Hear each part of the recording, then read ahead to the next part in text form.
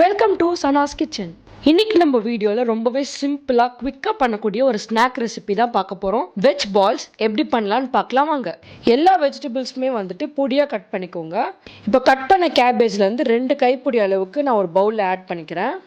பாதி கேரட் வந்து பொடியாக நறுக்கி ஆட் பண்ணிக்கிறேன். கட் பண்ண ஃப்ரெஞ்ச் பீன்ஸ் வந்து ஆட் பண்ணிக்கிறேன். இப்போ இது கூட வந்துட்டு 1 ஸ்பூன் அளவுக்கு இஞ்சி பூண்டு பேஸ்ட் வந்து ஆட் பண்ணிக்கலாம். 1 ஸ்பூன் அளவுக்கு கொரகொரப்பாக பேஸ்ட் பண்ண க்ரீன் சில்லி வந்து ஆட் பண்ணிக்கிறேன். இது கூட காரத்துக்கு ஏற்ற மாதிரி பெப்பர் பவுடர் ஆட் பண்ணிக்கிறேன். இதுக்கு தேவையான சால்ட் ஆட் பண்ணிக்கலாம். இப்போ இதுக்கு ஃப்ளேவர் வந்து என்ஹான்ஸ் பண்ணுறதுக்காக 1/2 ஸ்பூன் அளவுக்கு சில்லி சாஸ், 1/2 ஸ்பூன் அளவுக்கு டார்க் சோயா சாஸ், 1/2 ஸ்பூன் அளவுக்கு வினிகர், இது 3மே ஆட் பண்ணிக்கலாம். இப்போ இந்த வெஜ் பால்ஸ் வந்து நல்லா கிறிஸ்பியாக வர்றதுக்காக 2 ஸ்பூன் அளவுக்கு அரிசி மாவு ஆட் பண்ணிக்கிறேன். அப்புறம் 2 ஸ்பூன் அளவுக்கு கார்ன்ஃப்ளவர் மாவு ஆட் பண்ணிக்கிறேன். இந்த வெஜ் பால்ஸ்க்கு வந்துட்டு காரம் கொடுக்கறதுக்கு நம்ம சில்லி பேஸ்ட் வந்து ஆட் பண்ணியிருக்கோம். அது கூட வந்து சில்லி சாஸும் ஆட் பண்ணியிருக்கோம். உங்களுக்கு இன்னும் கொஞ்சம் காரமாக வேணும்னா நீங்கள் சில்லி பவுடர் கூட ஆட் பண்ணிக்கலாம்.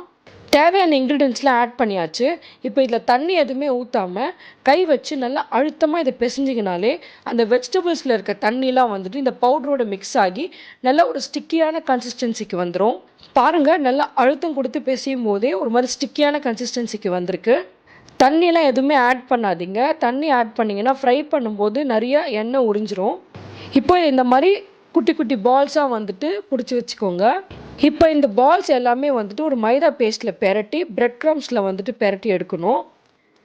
ஒரு சின்ன கப்பில் வந்துட்டு 1 ஸ்பூன் அளவுக்கு மைதா, கொஞ்சமாக சால்ட், கொஞ்சமாக பெப்பர் பவுடர், இது 3த்தையுமே நல்லா மிக்ஸ் பண்ணிக்கோங்க தண்ணி போட்டு.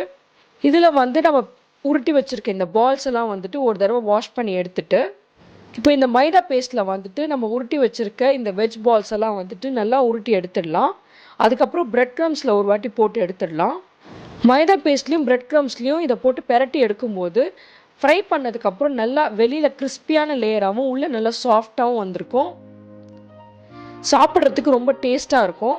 இப்போ எல்லா பால்ஸுமே நான் மைதா பேஸ்ட் அண்ட் பிரெட் க்ரம்ஸில் வந்து பெரட்டி எடுத்துட்டேன்.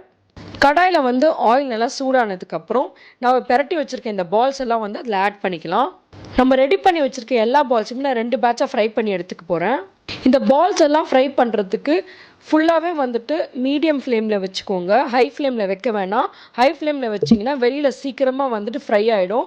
உள்ளே வந்து அந்த வெஜிடபிள்ஸ்லாம் வந்து ப்ராப்பராக நமக்கு வந்து வெந்து வராது. மீடியம் டு லோ ஃப்ளேம்லேயே வந்துட்டு எல்லா சைடுமே வந்து இந்த பால்ஸ் நல்லா பெரட்டி வேக வச்சு எடுத்துக்கோங்க. ஒரு 3லேருந்து 4 நிமிஷத்துக்கு அப்புறம் நல்லா பெரட்டி இதை வந்து ஃப்ரை பண்ணதுக்கப்புறம் பார்த்தீங்கன்னா வெளியில் வந்து லேயர் நல்லா கிறிஸ்பியாக வந்திருக்கு. நம்ம மைதா பேஸ்ட் அண்ட் பிரெட் க்ரம்ஸில் பெரட்டி எடுத்ததுனால உள்ளே வந்து நல்லா சாஃப்டாக வெஜிடபிள்ஸ்லாம் வெந்து வந்திருக்கும்.